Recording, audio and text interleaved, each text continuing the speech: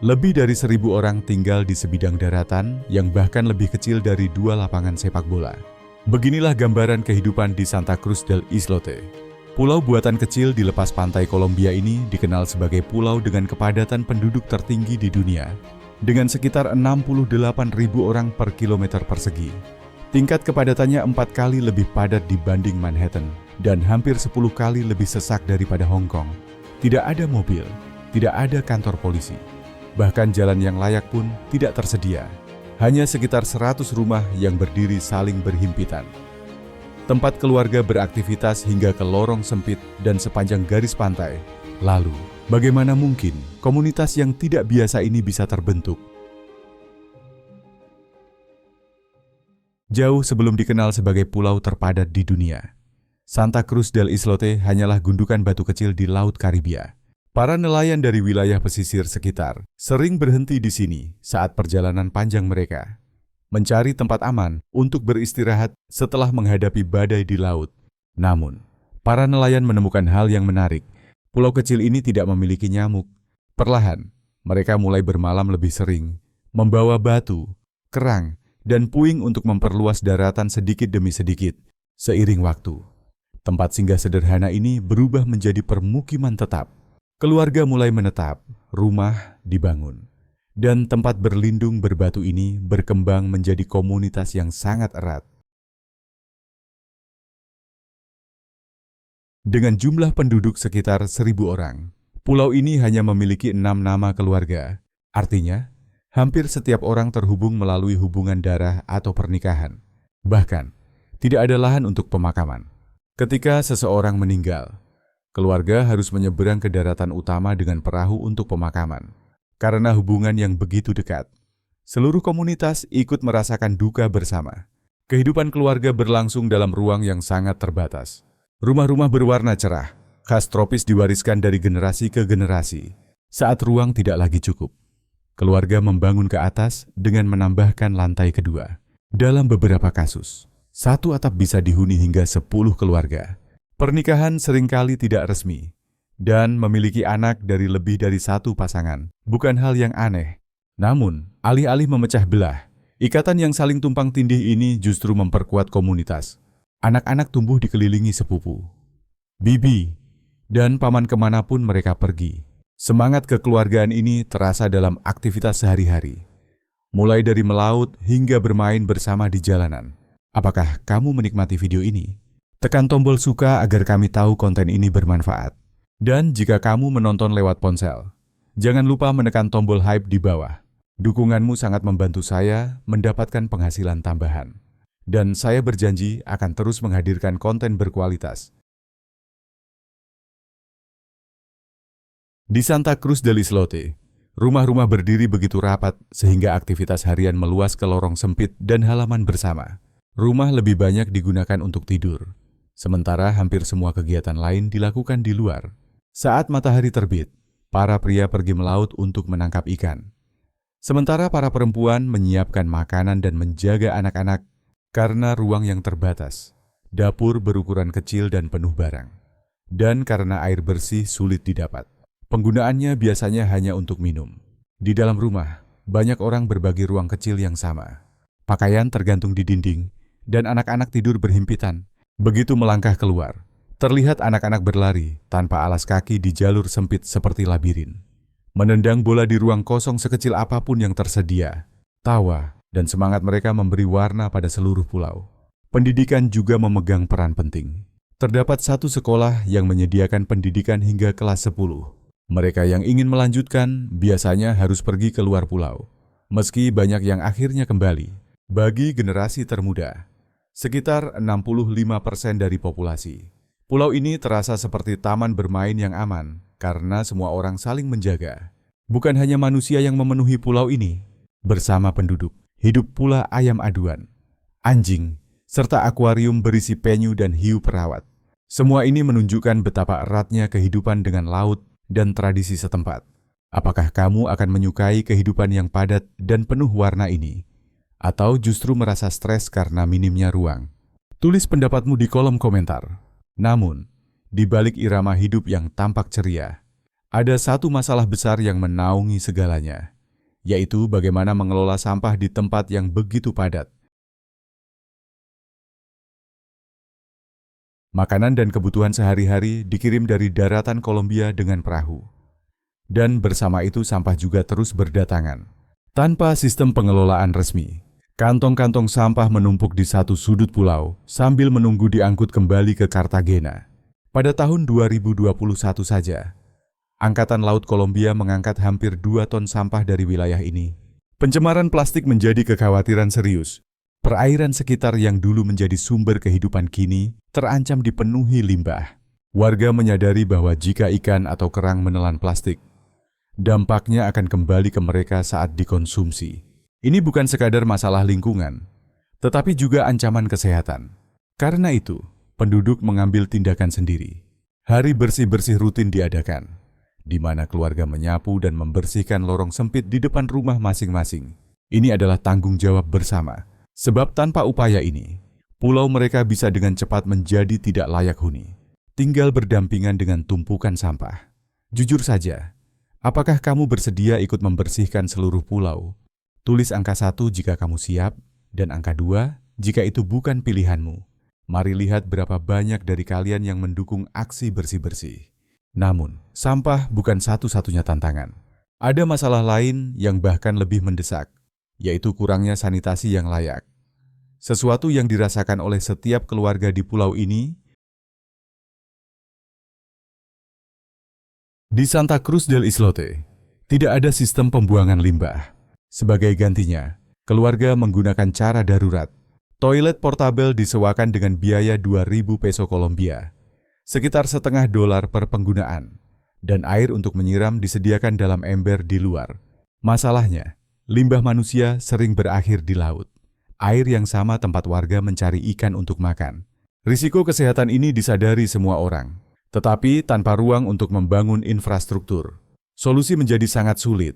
Seiring bertambahnya anggota keluarga, ruang menjadi masalah berikutnya karena tidak bisa meluas ke samping. Bangunan ditinggikan, lantai kedua dan kamar di atap ditambahkan di atas rumah yang sudah sempit.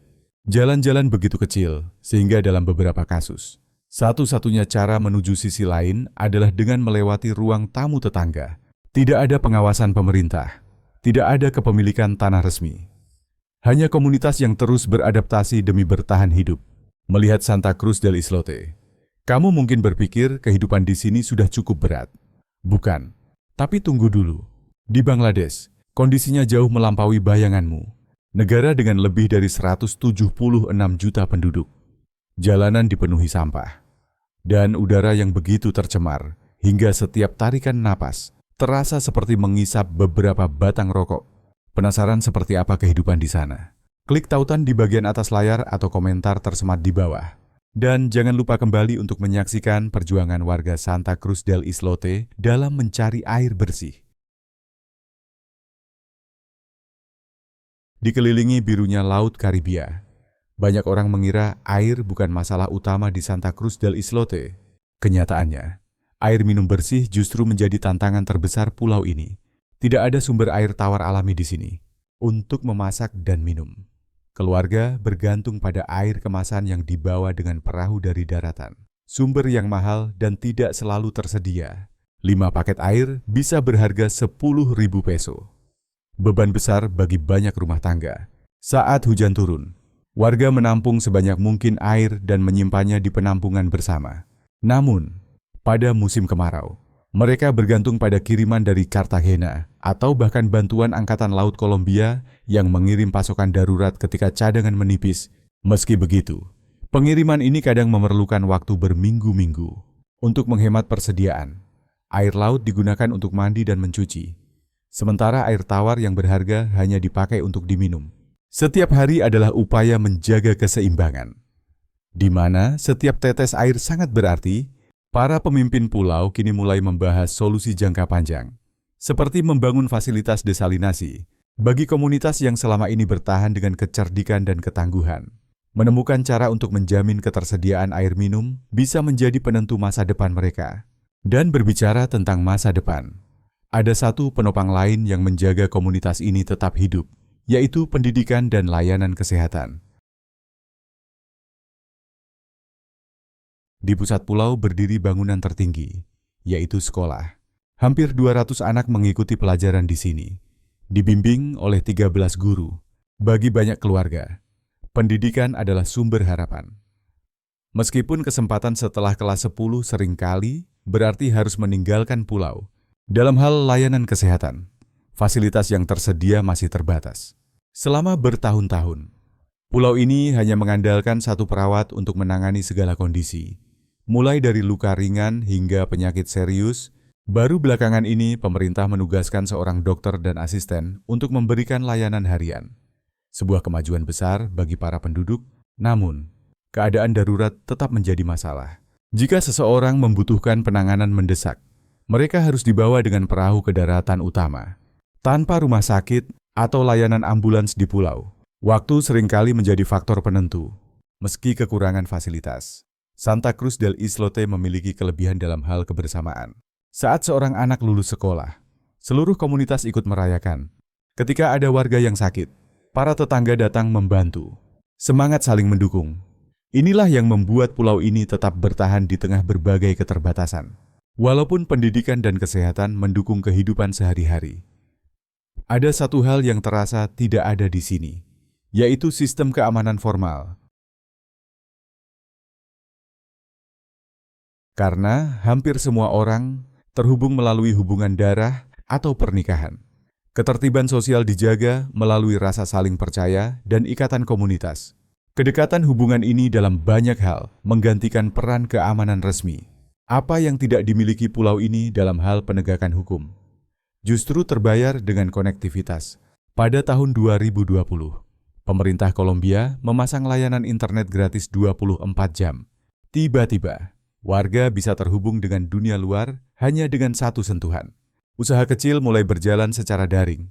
Anak-anak dapat mengakses sumber belajar, dan keluarga tetap berhubungan dengan kerabat di luar pulau.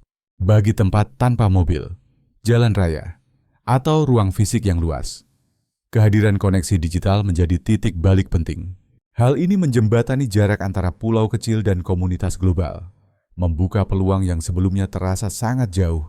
Namun meskipun internet modern telah hadir, perekonomian pulau masih bergantung pada hal yang lebih lama, yaitu tradisi menangkap ikan, pariwisata, dan juga sabung ayam.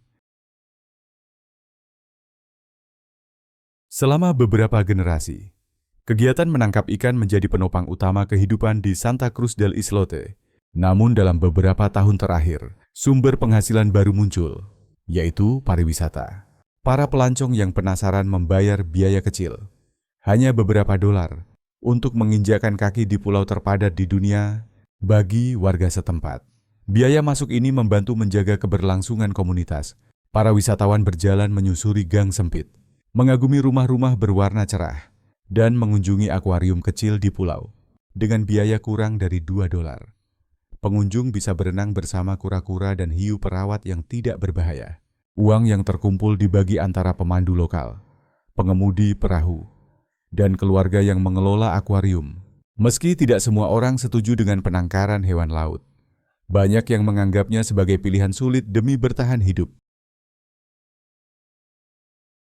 Di pulau sekecil Santa Cruz del Islote, waktu luang mungkin terlihat sebagai kemewahan.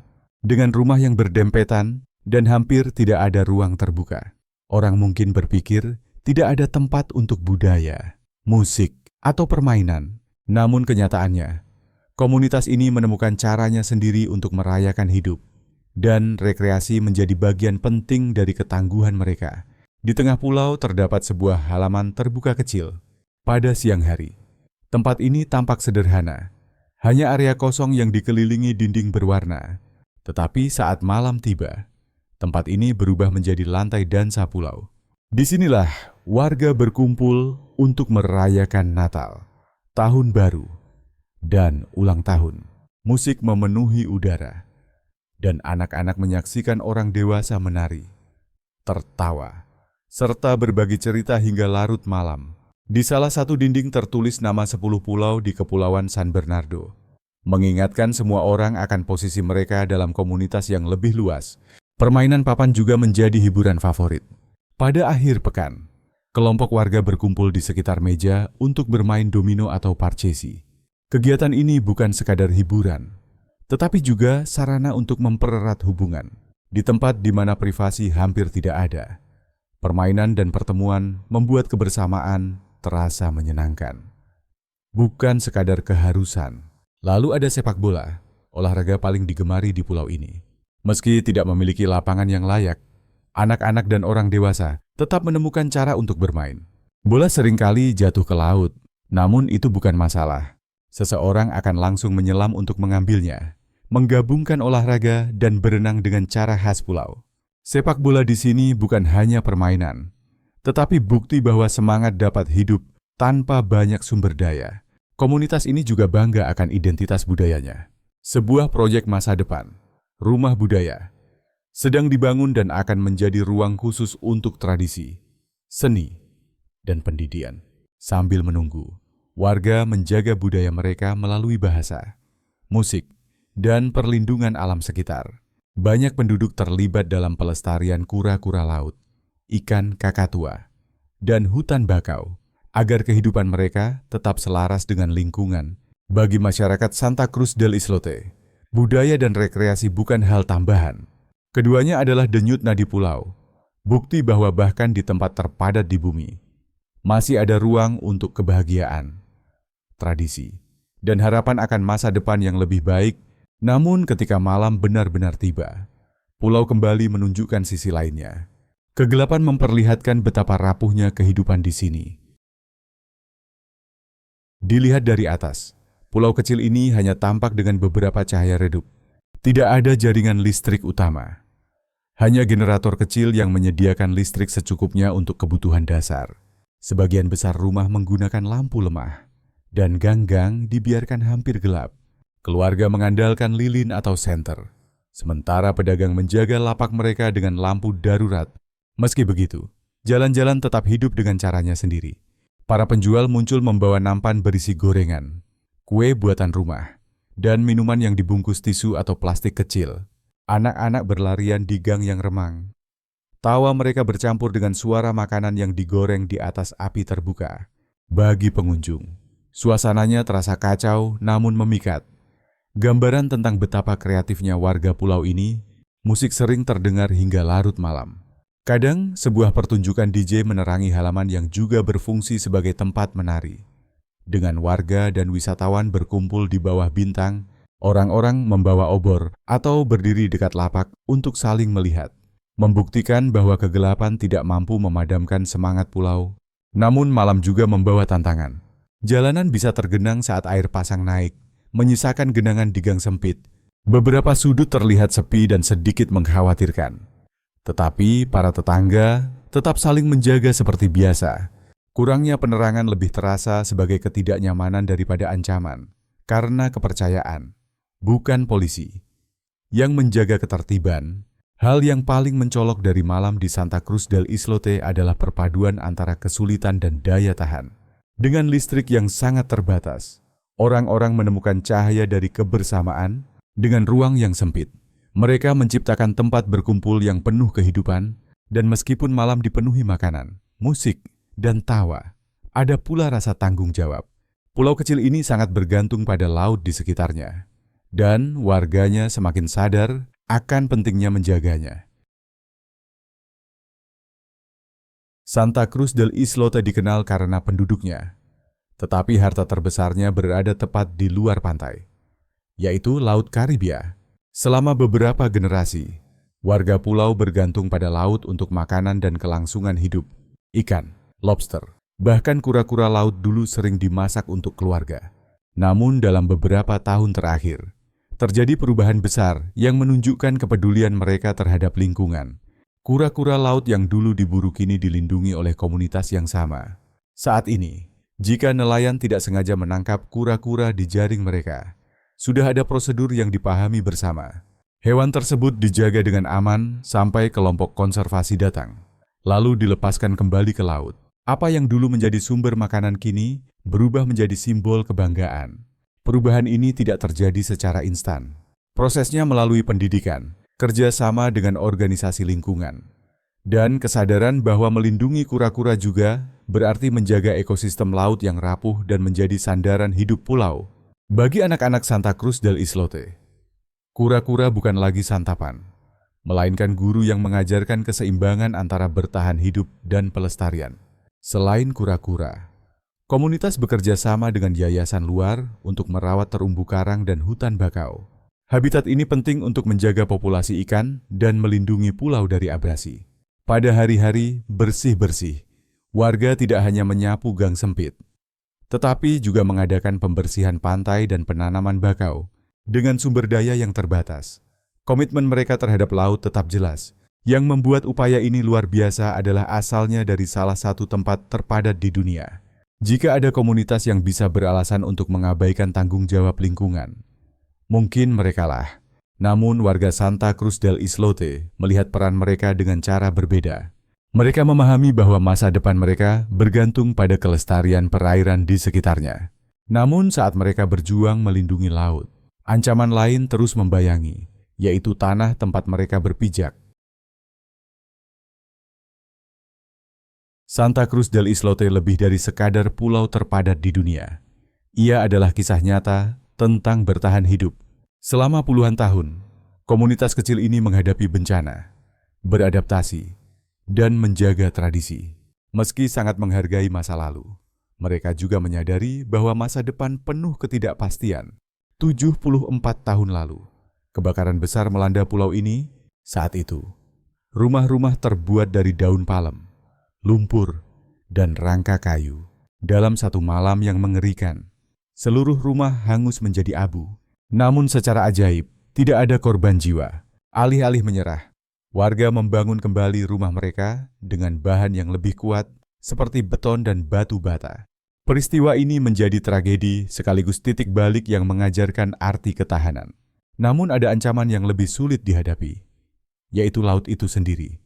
Santa Cruz del Islote berada sangat dekat dengan permukaan laut. Saat pasang tinggi atau badai tropis, banjir selalu menjadi risiko.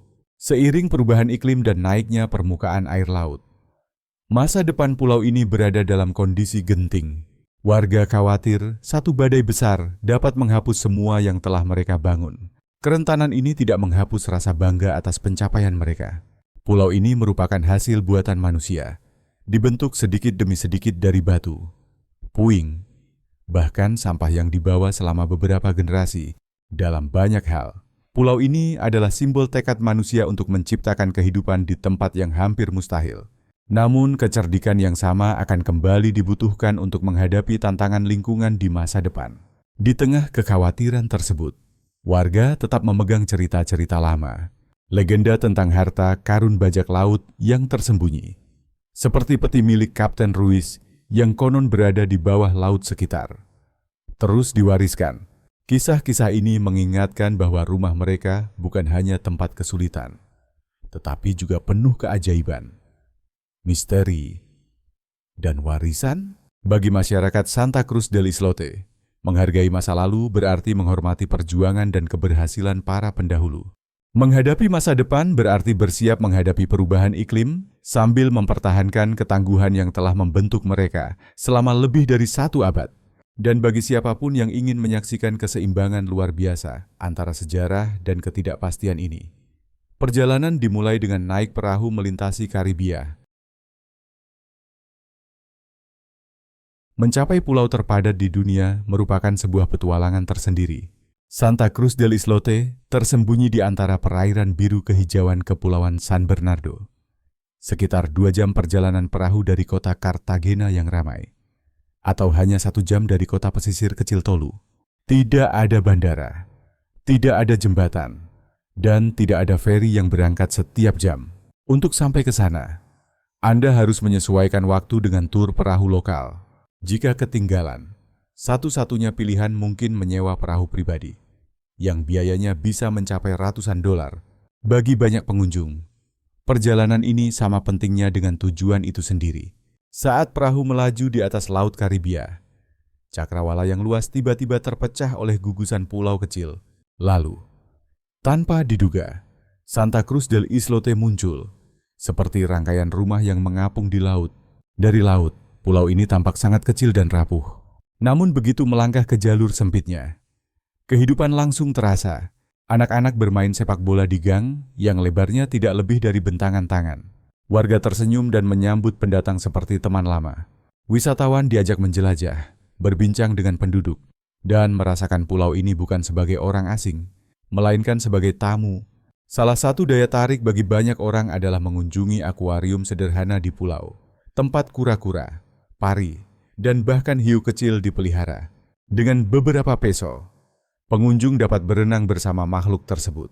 Sebuah aktivitas yang membantu menambah penghasilan keluarga, pertandingan sepak bola bersama warga, ikan goreng segar dari lapak kecil, dan percakapan dengan penduduk memperlihatkan komunitas yang ingin berbagi ceritanya. Yang membuat perjalanan ini tak terlupakan bukan hanya tujuannya, tetapi juga sudut pandang yang didapatkan. Hanya sedikit tempat di dunia yang begitu jelas menunjukkan tantangan kepadatan ekstrem sekaligus kekuatan jiwa manusia. Saat perahu membawa Anda kembali melintasi laut, Anda pulang bukan hanya dengan foto, tetapi juga rasa kagum terhadap ketangguhan, kehangatan, dan tekad orang-orang yang menyebut pulau kecil ini sebagai rumah. Kita baru saja menelusuri dunia Santa Cruz del Islote yang menakjubkan. Sebuah titik kecil di Karibia yang menyimpan pelajaran besar tentang ketahanan, kebersamaan, dan perjuangan hidup. Sekarang, saya ingin mendengar pendapat Anda. Fakta apa tentang Santa Cruz del Islote yang paling membuat Anda terkejut? Apakah kepadatan penduduknya, ikatan keluarga yang kuat, atau usaha komunitasnya dalam melindungi kura-kura laut? Bagikan pendapat Anda di kolom komentar. Saya membaca semuanya. Dan jangan lupa untuk menekan tombol berlangganan serta mengaktifkan lonceng notifikasi agar kita bisa bertemu lagi di video berikutnya. Terima kasih sudah meluangkan waktu bersama kami hari ini. Semoga Anda menikmatinya. Dukungan Anda sangat berarti. Semoga sukses selalu. Terima kasih sudah menonton. Kalau video ini lucu atau bermanfaat, jangan lupa like, subscribe, dan nyalakan loncengnya agar tidak ketinggalan video baru. Sampai jumpa di video berikutnya.